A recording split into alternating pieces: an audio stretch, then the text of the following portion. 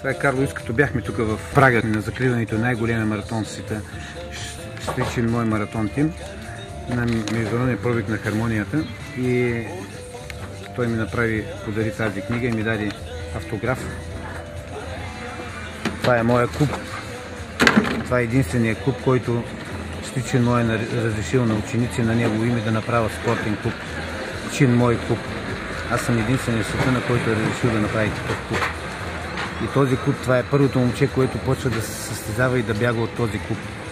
И затова искаме да бъде по-различно от всичко останало, което е правено до сега и в леката атлетика и всички видови спорт.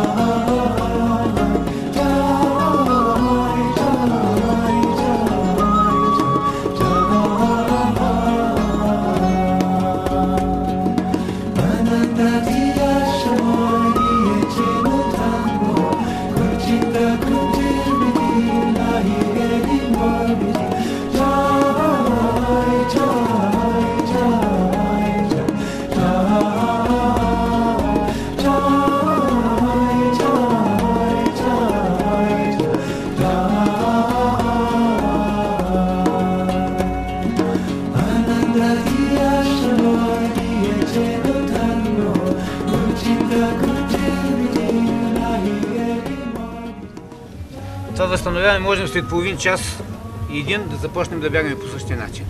На един спортист му трябва бързото възстановяване. Не е въпросът да натварим един футболист да не може да излезне от стадиона. Въпросът е да го натварим и да направи още, ако трябва да играе едно полувреме, да играе още 3, без да има проблеми с издържливостта. Аз съм специалист по борба, мога да кажа, така че имам достатъчно резултати направени в моята практика, но искаме да започнем с леката атлетика, което това е едно предизвикателство, както за мен, така и за моя състезател.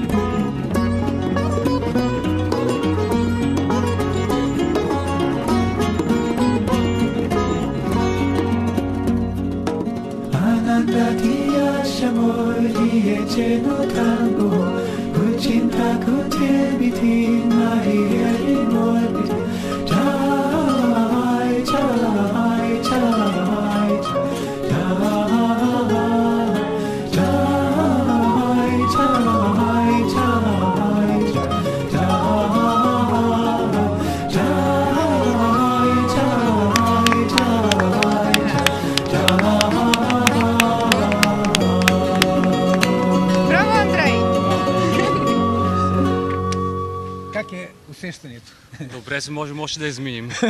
Още 2-3 без проблем. Андрей, кажи ви как се чувстваш след 240 км за 4 дена? Ами, умората вече почти не се усеща И всичко е окей за сега. Подобряваш ли времето? Защото една от твоите цели беше да подобряваш времето Стремим се сега да е едно и също времето. на този етап. Да, постоянно, почти всичките дни. От утре ще почваш.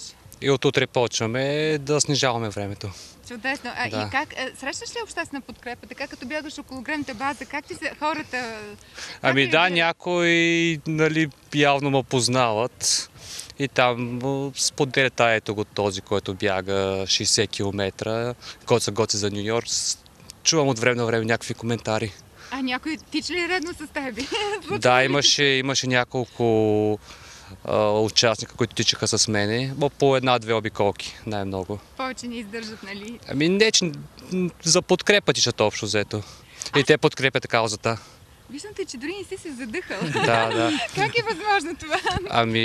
Стрима се с една и съща скорост да контролирам и дишането и пулса. Да.